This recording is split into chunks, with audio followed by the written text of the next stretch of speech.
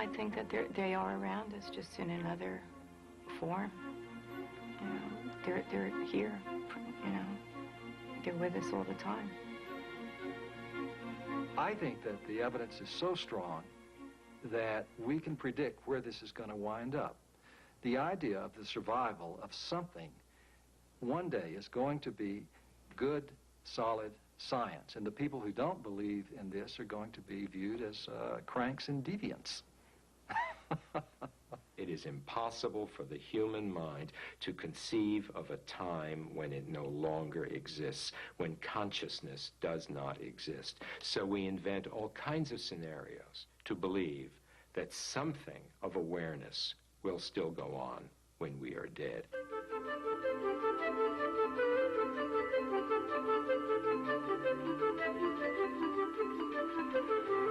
There's a biological necessity for every single-celled organism to stay alive so that it can reproduce its DNA. That's what drives all of evolution. As soon as we get to an organism like ourselves, which is a thinking, processing organism with a psychology, we transmute the biological necessity to stay alive into a psychological necessity to stay alive. So we create this entire mythology about what happens after Aunt Marge is theoretically dead. She stays alive, which is a way of reassuring each of us that we ourselves are going to do the same thing and always be alive.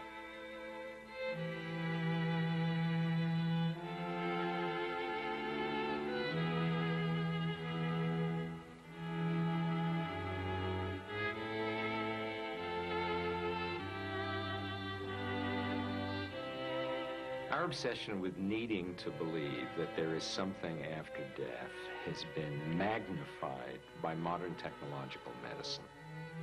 A couple of generations ago, when people died at home, we watched the reality of death. Death is a process. Death is not an acute event. We would watch events unfurl, as it were, until finally that person died. It was a natural phenomenon. It was expected. It was understood. There was a lot of experience with it because so many more people died, and died at home right in front of us.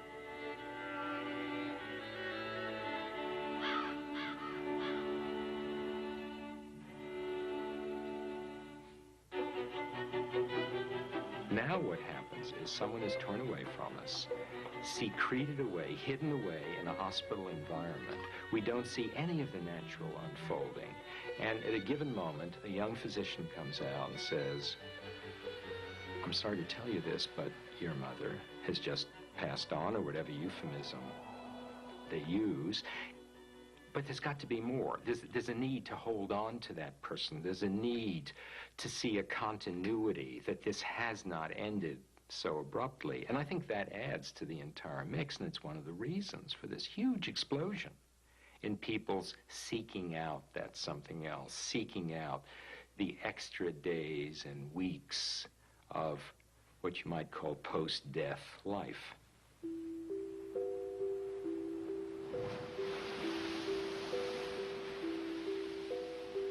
My beloved Aunt Cornelia died in January of 1994. That was about 3 months before I finished my first novel. And so I wrote a dedication to her because she was precious. And the last line of the dedication was, "She is eternal." And as soon as I wrote those words, I felt a kiss right here. And I gasped and I cried. And it confirmed for me that she was still there loving me, and that she was still there for me and supporting me and believing in me. It was the most beautiful experience to have happen. My father died in 1975, and 3 months after his death, my mother and I were standing in his room when we felt a breeze of air just blow us by, and all the windows in the house were closed, and it was really cool. And I could smell his cologne, which was Aquavella, and I tell my mom, "That's my dad, you know." In 1971, my older brother passed away from cancer. And about 3 months after he passed away, he woke me up in the middle of the night. And he was at my doorway, standing regular, with clothes on, with a background behind him, a little like a yellowish background behind him. And he said, I just want to let you know that I'm okay. I knew it actually happened. I knew it wasn't a dream. Have I ever had an after-death communication? Of course I have. My mother died when I was 11, and I would communicate with my mother. I knew that this was not real, and I also knew, even at the age of 11, that I had to do it. I had to keep her alive in some way, because I couldn't let her go. That's a very different thing, though, than people who honestly believe that that person they're communicating with exists in some intellectual or spiritual form, and that the communication is true.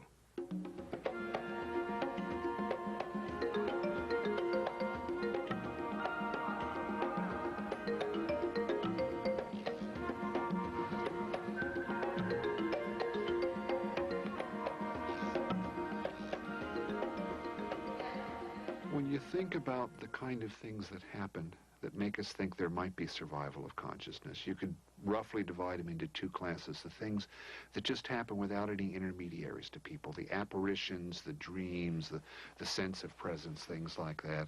And then there's the things that are literally mediated by people who call themselves mediums. Now, there is a male who is coming through who I see is filling up with fluids, which means he either passed from pneumonia or he had some type of congestive heart failure. Do you understand that? That would probably be my father.